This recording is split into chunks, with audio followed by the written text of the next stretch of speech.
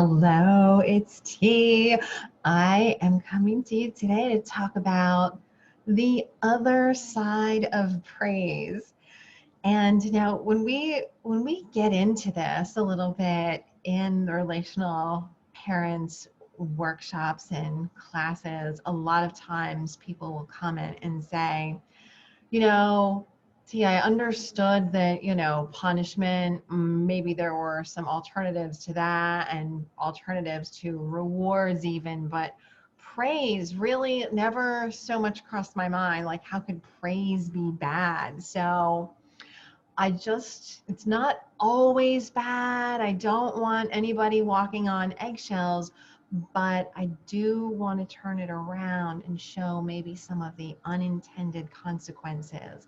And this is something that definitely is also covered in positive discipline and in the work of Rudolf Dreikurs. They talk about encouragement versus praise. And that's what we're going to talk about today too. So I think one of the best things I'm going to do to explain this and to really help you see it in a crystal clear way is to give you a couple of examples. One will be a school-related example for your child, and one will be a home-related example. So the school-related example, right? Two different responses here. Response one, you worked so hard on that paper. Response two, great job, you got an A. Okay, that's the school example. We're going to go to the home example. Oh, sweetie, you set the table. You are such a good girl. Response two, thank you for your help. I really appreciate it. Okay, so we had one response for each that was praise and one that was encouragement. And there are 3 or 4 different qualities of praise versus encouragement that I am going to illuminate here. And we'll go back to those examples and we'll tease that apart a little bit. So the first quality of praise is that it's fixed, versus encouragement leaves some room for expansion, some fluidity. Okay. When I said, great job, you got an A, so the child might be hearing, I only have done a great job if I get an A. They might have heard, oh my goodness, so now that's the expectation, is the A, right? And so they might be fixating on that versus the room for fluidity. I know you worked so hard on that paper. You could say that if your child got a C-, right? I know you worked so hard on that paper. Now, the next couple of things that you say, the conversation will take a different turn if they got a C- and they're not happy, versus if they got a B+ or an A or whatever it is and they're really happy, or if they got a C- and they're thrilled because they had been failing and really struggling and they put in all the work and they got a C-. So you see how encouragement leaves room for all of those possibilities, all the fluidity, as opposed to great job, you got an A. That's fixed. Okay. So another piece, a quality of one versus the other, is sort of the expectation that is in there versus there's no judgment that's being made. And we'll go to the table setting here, okay? So you're such a good girl. That's an evaluation. That's an evaluation of my child as a person. Okay. That that's that's kind of fixed as and judgmental, right? There's an expectation, there's an evaluation. I'm good versus bad, right? Versus thank you for helping. I really appreciate that. There's no judgment there. There is an expression of gratitude. It's not you're good because you did this. It's I really appreciate your help. So that expression does not include judgment. Okay. Another piece, this is a big one for praise versus encouragement, is with encouragement, you are referring to either a deed or like an action that was taken or an effort that was put forward.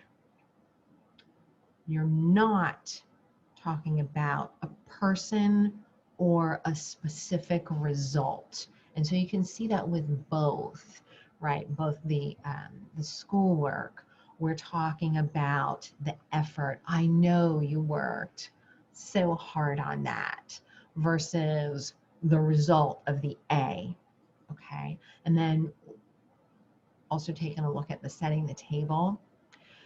When you said you're such a good girl, right? That is all about the person as opposed to really appreciate that help.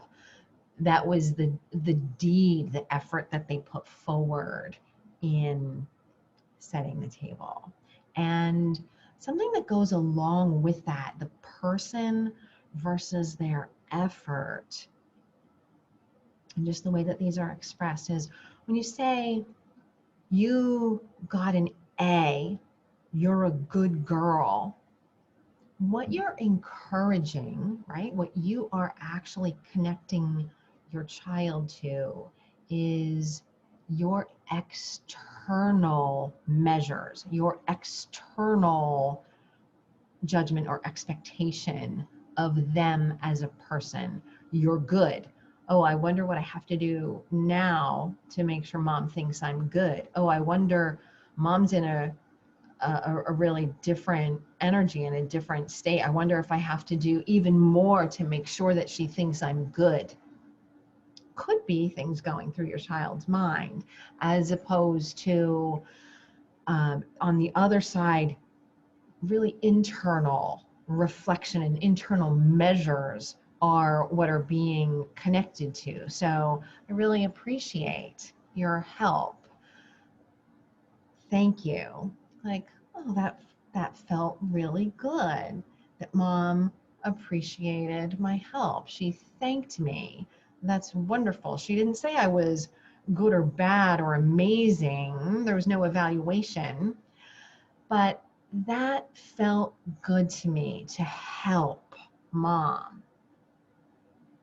Um, the internal measure with the grade, right? You put forth, like, I know you worked really hard. Yes, I did work really hard on that. And I got a B minus. And maybe next time I can work hard, but I can start a little earlier and I can da da da, whatever it is. But it's encouraging. It's not fixed. It's that fluidity, encouraging of them or helping them to connect to something internal. And I love that. I love that it's a connective energy with encouragement.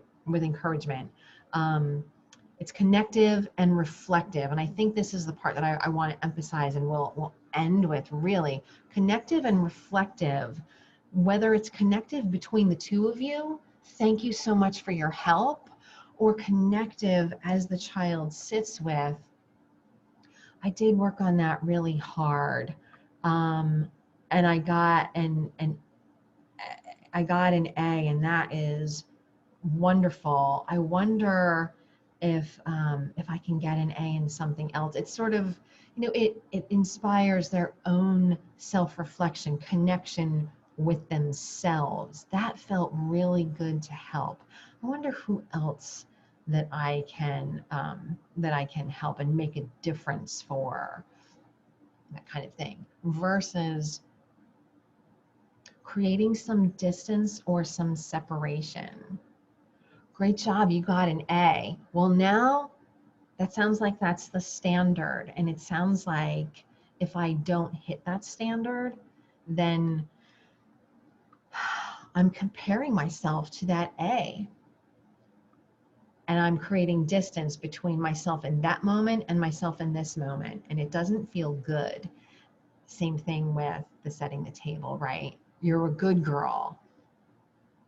You're a bad girl. You're a good girl. And what if I'm the good girl's sister and I'm hearing that? Like, well, that opens it up for comparison and distance and separation, right? So listen, praise. I'm not saying that you can't ever give a compliment, can't ever praise. It's always detrimental. I am just suggesting that we listen to our language and consider it, try to consider it even before it comes out of our mouth. And it's not, we don't snap our fingers and suddenly have all of this awareness, right? You already took a step. You're listening to this, okay? And so now you have a little glimmer, a little sparkle of awareness. And now it's your choice. Do you feed that, and do you consider it, and do you roll with it and let that grow, that awareness grow? Or do you just shut it down and say, nah, forget it, that's not really for me? It's okay. It's, either way, you make the decision that's right for you. And it's never all or nothing, right? But encouragement is more fluid. It does not impose a judgment or an expectation. It addresses deed and effort as opposed to the person or a specific result. And it encourages connection as well as reflection and that internal dialogue for the child. So I'll leave you with all those positive aspects of encouragement.